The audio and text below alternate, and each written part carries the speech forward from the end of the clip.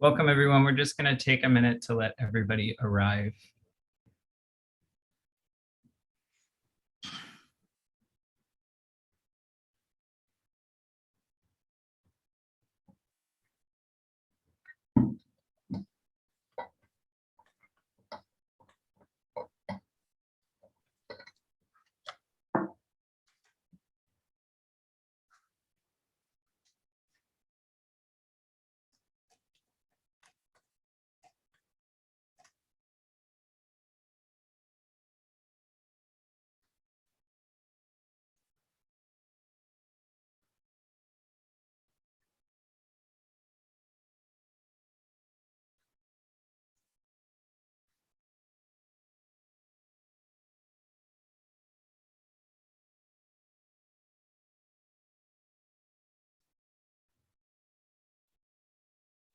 All right, welcome everyone. I'm just going to start us off, and I think people are still trickling in, but I want to make sure that our speaker has her full time.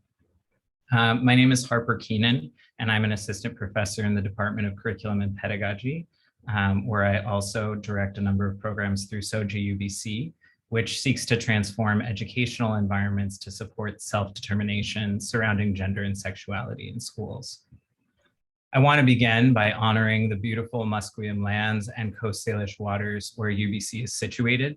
And I also want to recognize that this land and the lands that surround it are acutely suffering the impacts of flooding and other forms of climate devastation right now.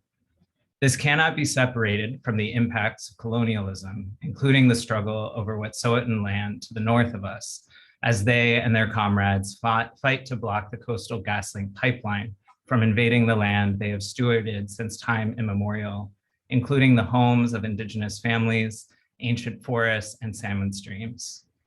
In a moment, I'm going to include the link to donate to supporting their efforts in the chat, and I encourage each of you to give what you can, and also to learn about the active struggles surrounding Indigenous sovereignty, land, and life in the place where you live.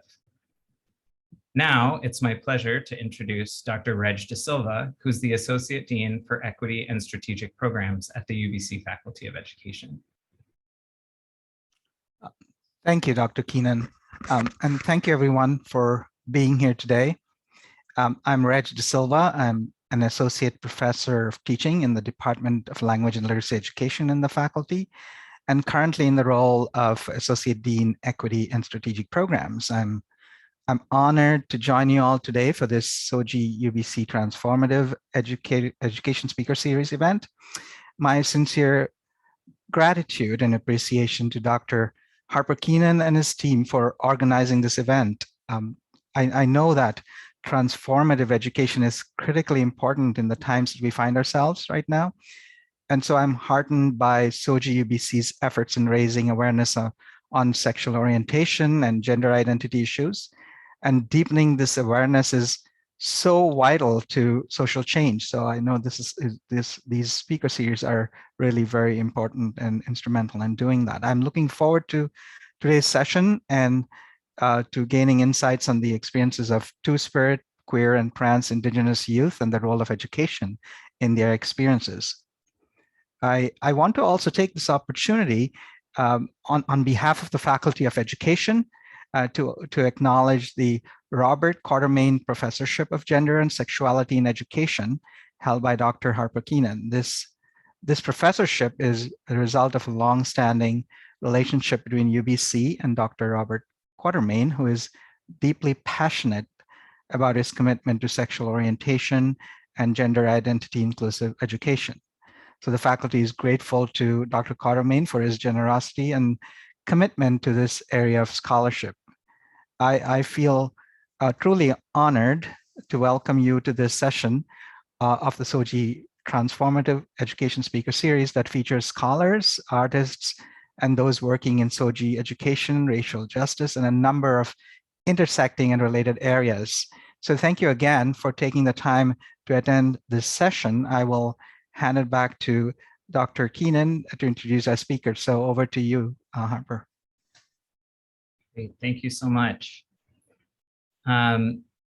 Before I introduce today's speaker, I just want to note that our next event will be a lecture by Dr. Megan Scribe entitled A Poetic Inquiry into Indigenous Girlhood in Canada, which will be at this same time on January 25th. And that will be followed by Dr. Shamari Reed giving a presentation entitled From Octavia to Cherry on Queer of Color Critique and Ballroom Culture on February 16th. You can register for both of these events at the SOGI UBC website.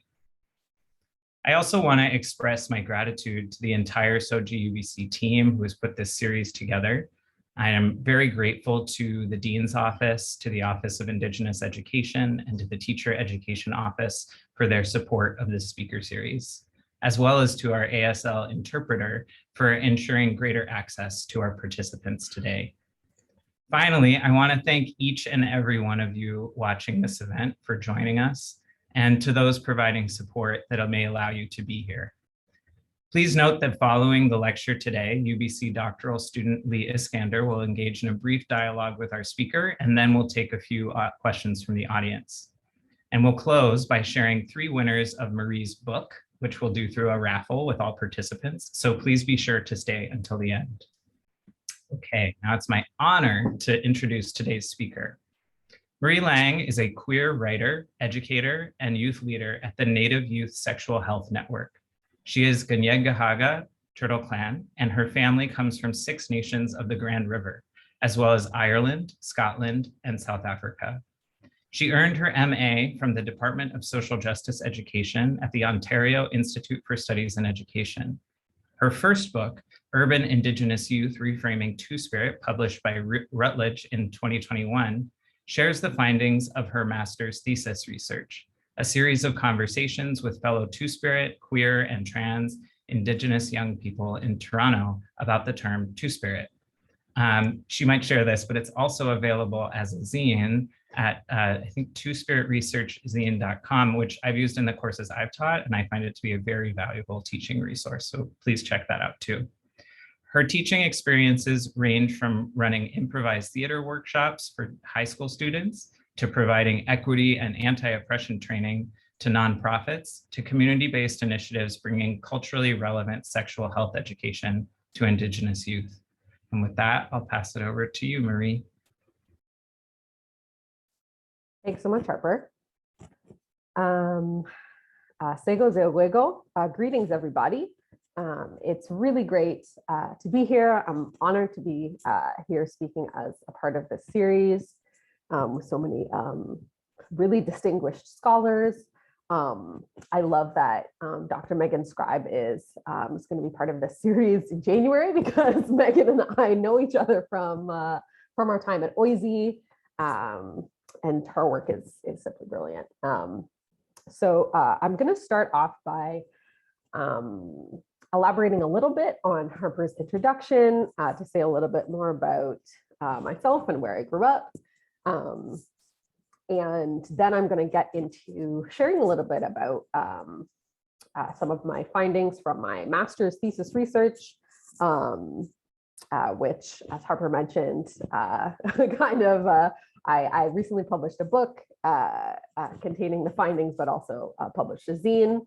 I'll talk about all of the various knowledge products and kind of the journey to making all of those and making the data accessible to the community. But I'll start by saying that my name is Marie Laing. My pronouns are she and her. If you use he and him, I won't be mad. I grew up in Kingston, Ontario, which is kind of at like the eastern end of Lake Ontario. I have lived in Toronto for the past 10 years. And on my dad's side, my family is from 6 Nations of the Grand River, which is a reserve that is pretty much right in between like Lake Erie and Lake Ontario, off of Highway 6. If folks know anything about highways in Ontario, which you may or may not. My dad's side of the family is also from Scotland. and like a couple other parts of the British Isles, but for the most part, Scotland. And on my mom's side, my family comes from Ireland, as well as a small border town on the border of Greece and Turkey, kind of via South Africa, where my mom's mom grew up before coming to Canada. So I wanted to share, I try to share, where I'm coming from, in both in the spirit of community engaged scholarship, and also because it's just kind of how we do things in my community. So with that said, I also, before I get started, want to acknowledge that today is World AIDS Day. It is the 1st of December. Yeah, I just wanted to make sure to acknowledge that and acknowledge the fact that so much Two-Spirit community building work and Two-Spirit scholarship comes out of AIDS organizing from the 1980s up until today. And our communities, and by our communities, I mean all Indigenous communities and also all non-Indigenous communities, but specifically all Indigenous communities, and not just Two-Spirit or queer and trans Indigenous folks, continue to benefit from this legacy and from the ongoing work on HIV and AIDS education that our relatives have been engaged in since the very beginning of that pandemic. So I want to hold up all of that good work and say that I wouldn't be doing any of the work I'm doing right now without those aunties and uncles and grandparents and ancestors. So I'm going to go ahead and share a couple of slides here. I won't be sharing very many slides because slides are boring. So I'm just going to be sharing a couple, but what I wanted to show, actually, I'm not even going to show the slides. I'm just going to show an image that's the cover of my book here. I will be talking, for the most part, I'll be talking about my research experience as a young queer Indigenous person, working towards my master's and trying to do that in a way that both was responsible to my community and was going to be useful to them. I also am going to be talking a little bit about how some of the learnings from my master's research have kind of also been reflected in my work with the Native Youth Sexual Health Network. So for folks who might not know, the Native Youth Sexual Health Network is a youth-led, intergenerational, I'm just loving Leslie's cat right now. I am obsessed with this cat. Love that so much. We're an intergenerational network of Indigenous folks working in communities across Turtle Island, across North America, working in a wide array of topics related to sexual health and reproductive justice. And a lot of what I do with the network is related to gender and sexuality, and supporting youth to self-actualize along those different axes, and supporting our community members to know how to love and accept them, and to come back to our traditional teachings around queer and trans people being the best, and being just great. I'm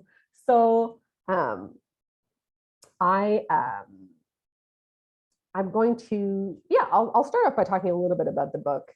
I'll talk a little bit about, I'm gonna talk about the beautiful cover art in a minute, which is by a young Kanyen'kehá artist based out of Toronto, whose name is Kaya Joan, who is just a fantastic artist. But I'll be talking a little bit more about kind of the connections between the cover art and the insides of the book in a little bit. But I wanted to yeah, I wanted to speak a little bit to what my research journey was all about. So I started off when I began my master's research. As I mentioned, I really wanted to make something, kind of have a project that would be useful to folks. And as a young queer Indigenous person, I was going around living in Toronto and really seeing a lot of in a lot of instances, the term Two-Spirit be like kind of either like tacked on to the LGBTQ acronym, or be explained in a kind of like one-dimensional way.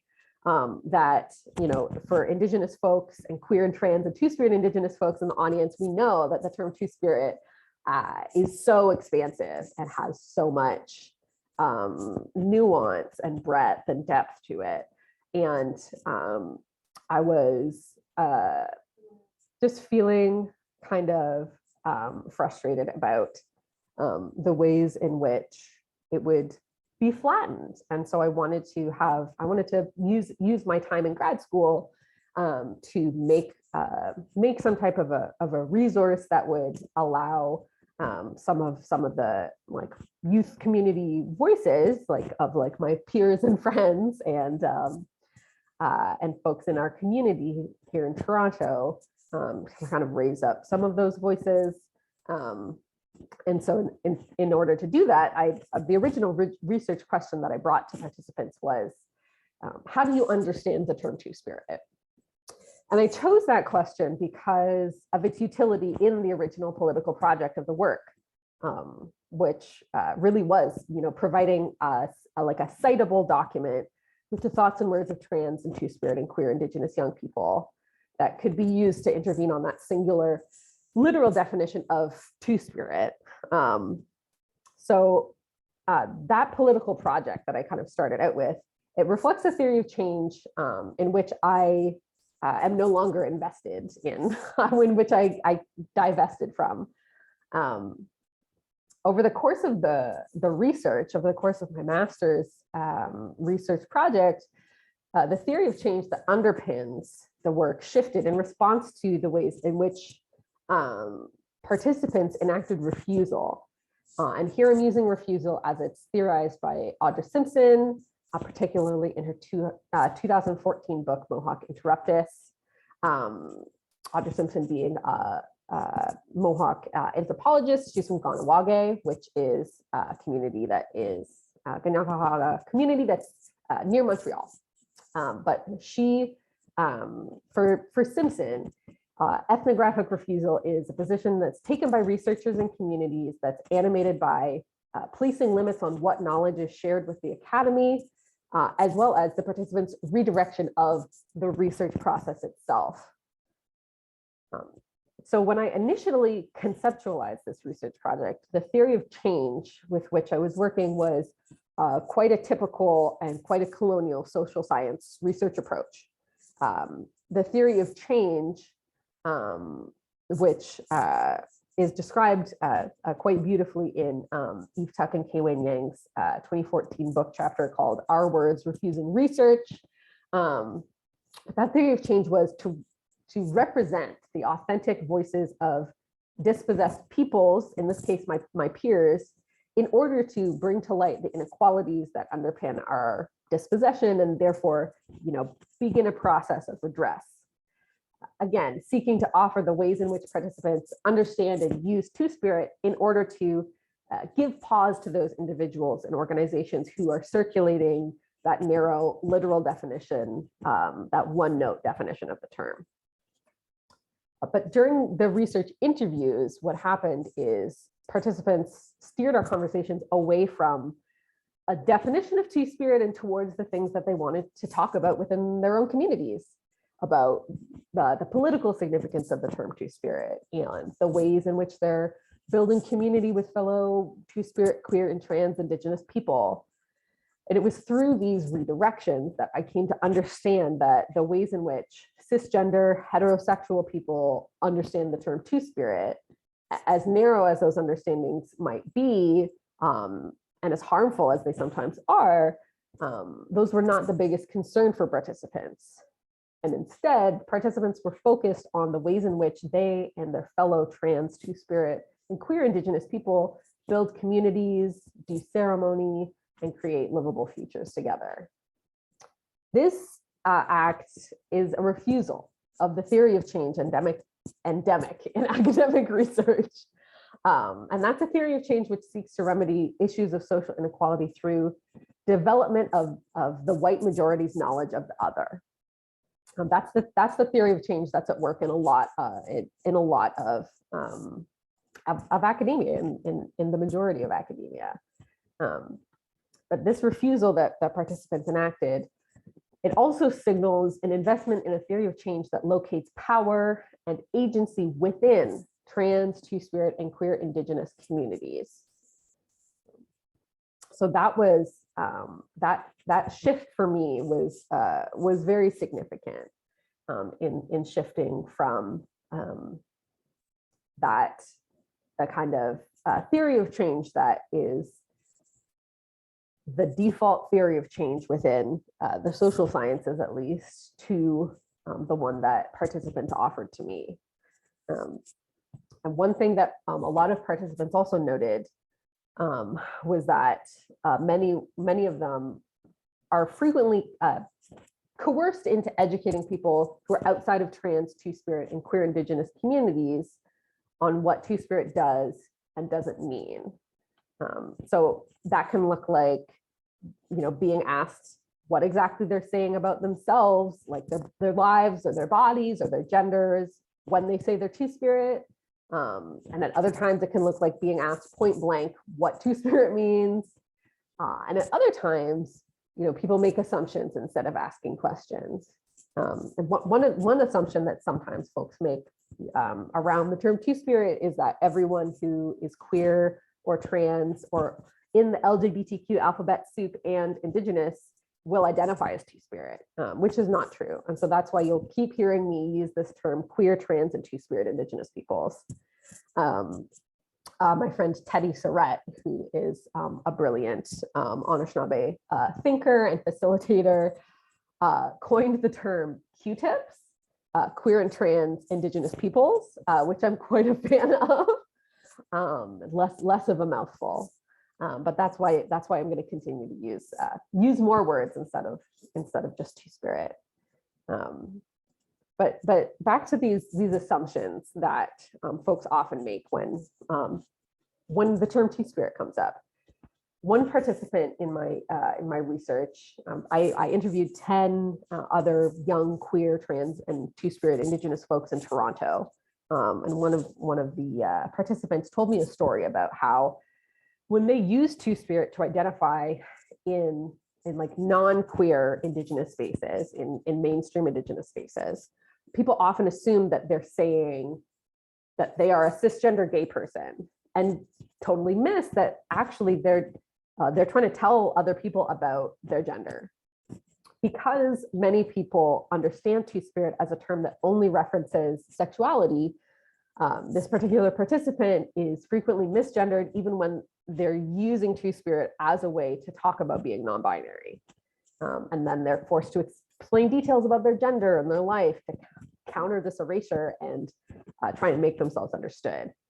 And so given this reality, part of the work that my research does is actually that which I originally intended it to do, which is to offer the understandings of Two-Spirit held by trans, Two-Spirit, and queer Indigenous young people in Toronto as expertise that can expand conversations about the term beyond narrow and literal definitions.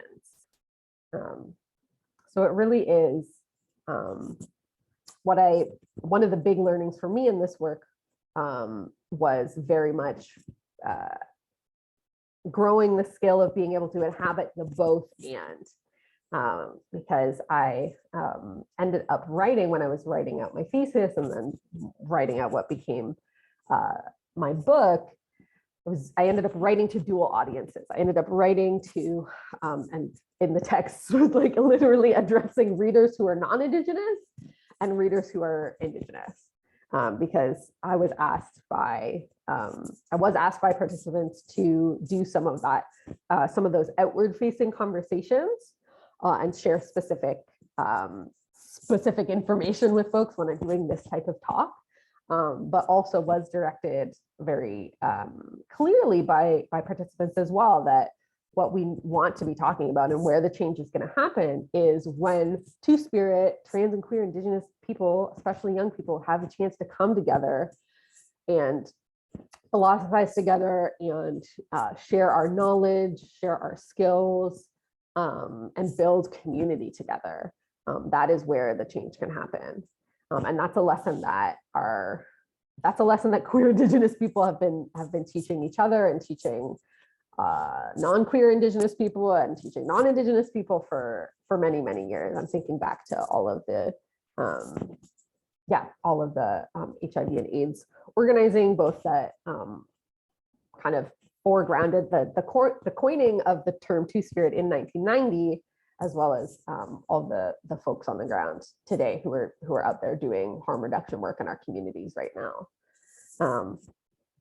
And so inhabiting that space of both and is a really key part of kind of understanding the lessons that I learned from folks. I'll share another image really quickly. This is a meme that I made that I think is relevant almost always. So I mentioned that there are specific topics that folks instructed me to speak to when giving, bigger, when talking to folks who are not our queer Indigenous and trans and Two-Spirit Indigenous community in Toronto about the term Two-Spirit. One of those things, perhaps unsurprisingly, is to listen to what Indigenous youth are saying, as Bernie implores us to do in this meme. One of the biggest things that folks wanted me to take out into the world from this research was to try and implore folks to stop making assumptions about Two-Spirit, queer and trans Indigenous peoples. Obviously, we live in a society that is at its core a racist society. It's pretty well impossible to grow up or actually spend any amount of time living in Canada and not absorb some of the anti-Indigenous racism on which this country was founded and upon which it operates today. And so obviously there's that layer of let's all go home and unlearn our racism, which I encourage folks to do. But some of the specific things that folks really wanted to kind of highlight was some of the assumptions that people make about Two-Spirit folks. I'm gonna put Bernie away. About Two-Spirit folks, about our bodies, about our genders, about our lives, about what pronouns we might use, just based on the fact that we identify as Two-Spirit and might share that with someone. So you don't necessarily need to know what Two-Spirit means to an individual in order to, not make assumptions about them, or in order to respect them. You can respect them without knowing exactly all of the breadth and depth of what Two-Spirit means to that person, right? And so I think part of that is what I mentioned before, that not everyone who is queer or trans or LGBTQ and Indigenous identifies as Two-Spirit. Likewise, folks who identify as Two-Spirit may use, a variety of words to describe how they are in the world, whether that's their gender and sexuality or the roles that they take up in community, responsibilities they hold in ceremony, all of these different things. And also, obviously, part of that listening is also supporting and resourcing Two-Spirit, trans and queer Indigenous youth to be having the conversations we want to have with one another and with our broader Indigenous communities as well, because that's absolutely where the change happens. That's where the work happens, and it's 100%. 100% of the time, Indigenous youth know what we need. 100% of the time. So that's a very, it's important for me to state that and to really drill down on that. And I'm gonna share a bit more of a close-up of the cover art that is on my book. If I can click on the right thing here on my Zoom, which I can. This image is a piece by Kaya Joan, who, as I mentioned, is a Kanyen'kehá artist here in Toronto. They are fantastic. KayaJoan.com, check out their work. But this piece is called I Will Be Well. And one of the reasons that I asked them if I could, if they were okay with it gracing the cover of my book is because this piece to me really speaks to the ways in which Indigenous, queer, and trans and Two-Spirit young people are always already creating the spaces that we want and the futures that we need. We're always already, supporting one another through crises and skill sharing with one another and like teaching each other how to like fire keep, and also like teaching one another HTML so that we can make a website, so that we can sell our beadwork, and all of these things, and helping each other survive and thrive. And I just really love both the beauty of the inclusion of the medicines here, but also this idea of like, I will be well being that future continuous verb tense, that this is actually the future that we are manifesting and will continue to be manifested. It really encapsulates that theory of change that was offered by participants.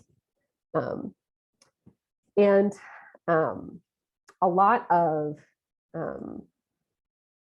the time, one can say both of these theories of change, both the kind of theory of change that I started the work with, that really is more about those outward facing conversations about it's almost like the raising awareness theory of change. The idea, it's in a way, it's the theory of change that underscores a lot of schooling and a lot of different types of education. It's this idea that once people have knowledge, they will make informed choices and be better at not harming, in this case, harming Two-Spirit and queer and trans Indigenous people. And that's both that theory of change and the theory of change that power is located in communities. Both of those theories of change can be found in the academy. Both of them are there, and both of them are also can be found and are operationalized in community settings. But to me, the theory of change that posits that Indigenous youth in our communities are doing the work, that theory of change, I can see it. It's easier, it's more prevalent in community spaces. And so that's what precipitated, my kind of drive to continue to do work in communities rather than continue in the academy. And I'm just going to take a sip of water so I don't start sounding like a frog.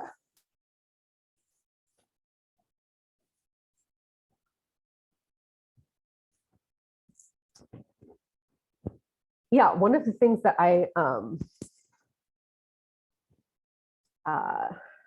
wanted to talk a little bit about is the ways in which I have tried to operationalize the findings from the research. And so that includes the book, obviously. It also includes the zine, which Carla so kindly put a link to in the chat, available at twospiritresearchzine.com. But again, it was a suggestion from one of the participants to make a zine in order to make the findings accessible to community members, and also to as an accountability measure as well, in order to continue to be accountable to community and say, like, what did you actually make out of this research project? Because Indigenous communities are over-researched and under-resourced chronically. And I wanted to, again, to do my best to be responsible as a researcher and as a community member, being both of those things at the same time. And so I ended up creating the zine, mostly thanks to the generosity of my partner, who knows how to use InDesign. Otherwise, it would have been a Microsoft Word hellscape and would never have seen the light of day. So that was one way to kind of share some of the or operationalize some of those findings, is to make these ideas accessible, and like make the words that folks share with me accessible to other Two-Spirit and queer and trans young people, so that we can have that process of philosophizing together and sharing ideas together, even at a distance. And I also wanted to share another example of the kind of another example of this theory of change at work. Because a lot of the work that we do at the Native Youth Sexual Health Network is very much based in this theory of change, that our communities are where change occurs.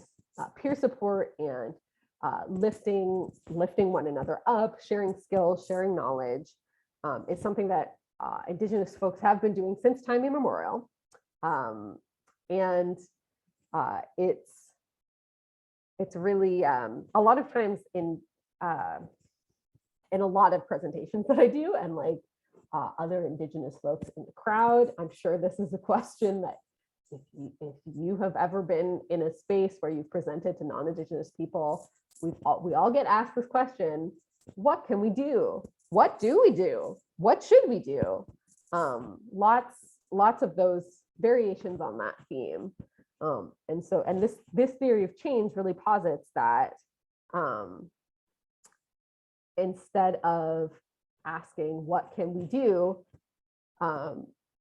the answer to what can you do is resource Indigenous people and Indigenous communities and queer and trans and Two-Spirit Indigenous young people, resource us to do the work that we're already doing in our communities, because we are always out there doing the work. And then obviously, what else can you do? Like I said before,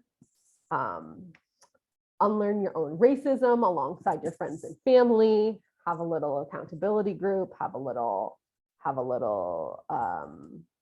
book club moment with Chelsea Vowell's book, Indigenous Rights, which is a great place to start. But that's really, that's kind of the ethos of our work at Mission, is that we're just going to do the work. We're just out here going to do the work. And so I'll share another image of a resource that we recently revamped that was a long time coming. It's a project that was came out of a research grant, actually, that we partnered with an Indigenous health research unit here in Toronto to do. But it's a resource that is called Your Native Medicine, and it's a mental health peer support manual for Indigenous, queer, Two-Spirit, LGBTQ+, and gender nonconforming Indigenous youth. And so what the resource is more or less a sharing of skills and a sharing of knowledge, and also we try really hard to make it a sharing of care and love as well, that we can share both like digitally and on paper. If you want If you want a copy, email me. If you want a hard copy of my zine as well, Indigenous folks in the audience, shoot me an email. I will mail you one. But this idea that we have the tools in our tool belt to be able to do this work and to be able to share the knowledge and skills with one another that that we need in order to survive is very much kind of what we're trying to be up to with these types of resources. So would encourage folks who, if you work with Indigenous young people, if you are an Indigenous young person, if you're a young queer, trans, or two-spirit person in general, or if you're like a cishet 65-year-old Indigenous person, go ahead and check out this resource because we really tried our best to to make it a sharing of knowledge and support with one another, because again, this is following that path of directly asking what folks want in community and then following through on that, right? So that's all I'll say about that. And I think with the last few minutes I have before Lee jumps into the fray, I'm going to read a short passage from my book that again will kind of speak to another one of the key pieces that folks asked me to share when I'm out here sharing the work.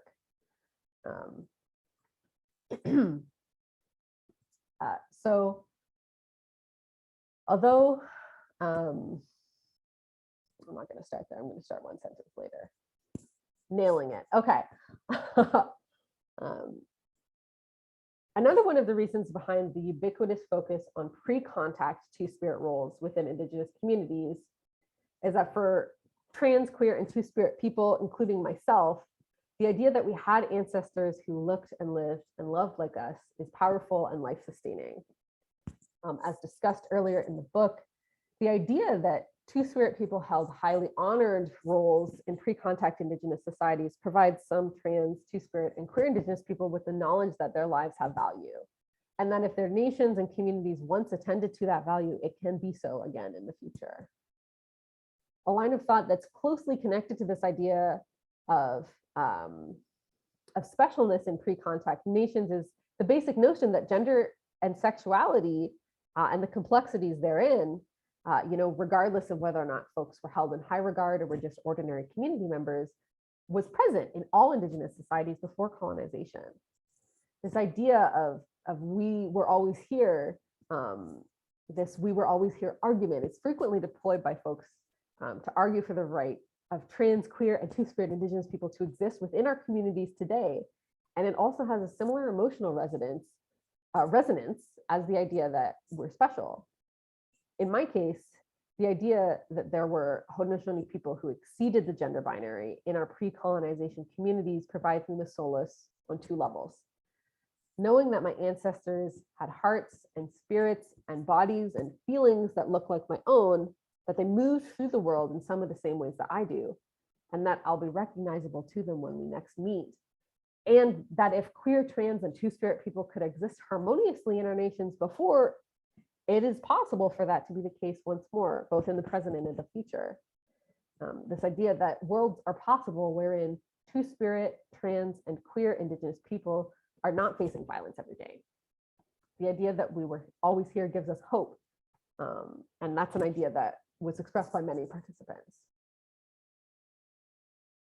I'm gonna pause it right there because I want to have a lot of time to talk to Lee. So I would say, Lee, hello, how are you? Hello. Yeah, thank you so much for that incredible talk. I really learned a lot from reading the book, and it's such a gift to get to hear you talk about it. So thank you so much. So we have a few minutes for questions. So I'll ask you one or two questions myself, and then that'll give the audience some time to come up with their own questions, which they can ask using the Q&A function.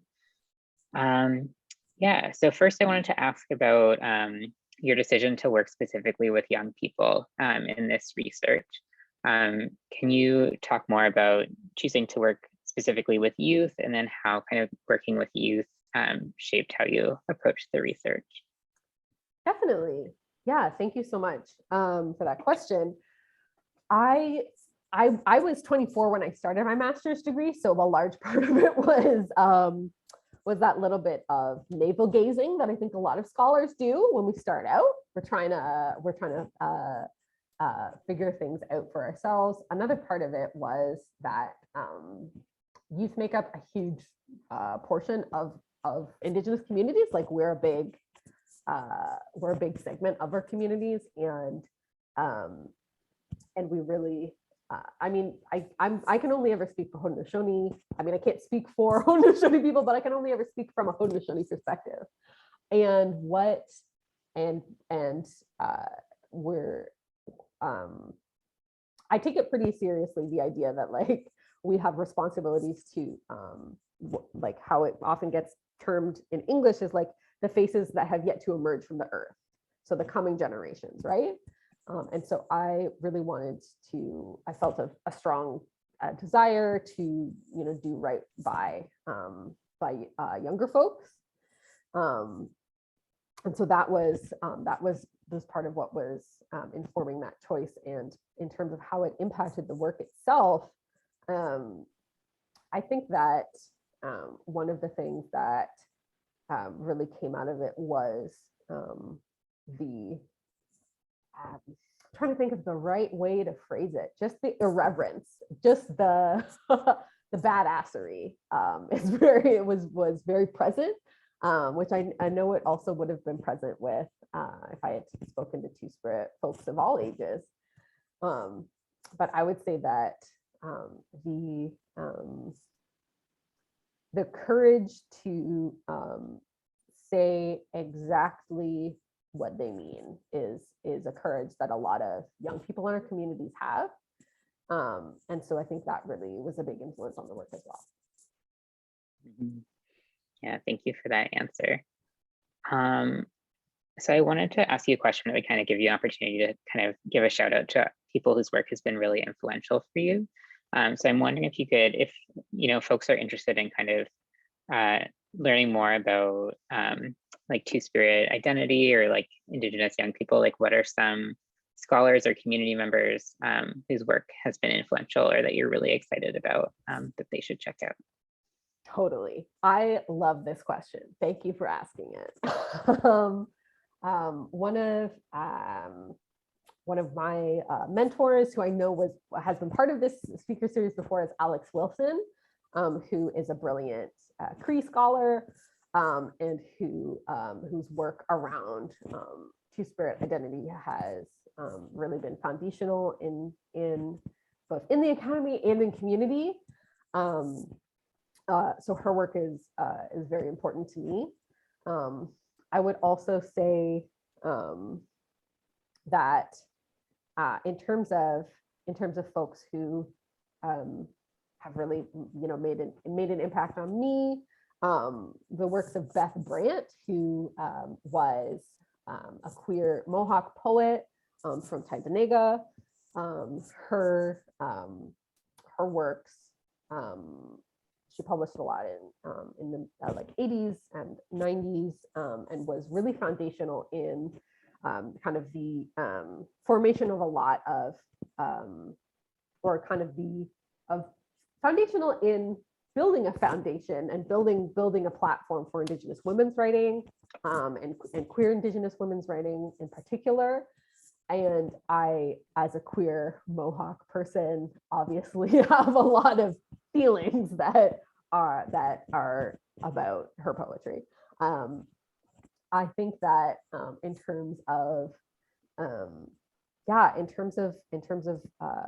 community members who are out there, a lot of folks, there are a lot of rad youth on TikTok these days. I'll be real. folks on TikTok. I also I would say that probably one of the biggest, or I'm trying to think how to phrase it. Some of the folks who I most want to lift up don't necessarily have like a social media presence or like an out like or like have published anything, but I really especially a lot of younger youth, like just a strong shout out to a lot of young queer and trans and Two-Spirit community members. The Gen Zers are out here doing the work, and then a couple of more poets to shout out. Obviously, Ariel Twist, an artist, a poet, Jay Simpson, folks, and also a lot of folks are on Twitter. Native Twitter is a whole thing. So if you're looking to like, TikTok and Twitter are really where a lot of our community members are at. We're also on Instagram, but I feel, and obviously Facebook. Facebook is a whole other thing. I will stop now. Thank you for that question. Yeah, thank you for that answer.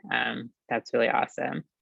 So you mentioned in your talk that you kind of had to balance, like you're trying to write for dual audience or for dual audiences or for different audiences in this work. And I wonder if you could kind of say more about that and kind of maybe what you wanted the work to be for different audiences, or kind of how you hope that different audiences might engage with the work. Absolutely. Yeah, thank you. For me, the dual audiences piece was, I really wanted to, and I feel like part of it is, for me, in particular, as someone who like is white passing and who, or like is white coded, or like a lot of different ways of describing the fact that I look like a white person. And like that has very much impacted my access to education and like how I am able to move through educational spaces with like less nonsense from the institutional racism that my colleagues who are like visibly indigenous, who are like Black and brown indigenous people face, right? And so part of that is like really feeling like I need to like both speak to non-indigenous people, like speak to like my mom's side of the family, speak to my dad's whole side of the family. And for for the non-indigenous folks, I really wanted to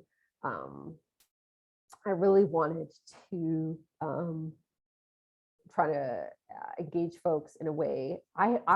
So I'm a Taurus sun, Cancer rising, Capricorn moon. And so I really am like, sometimes can like, I want to tell people what's what is essentially the vibe.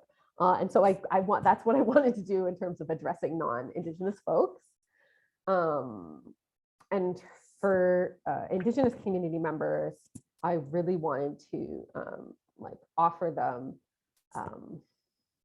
offer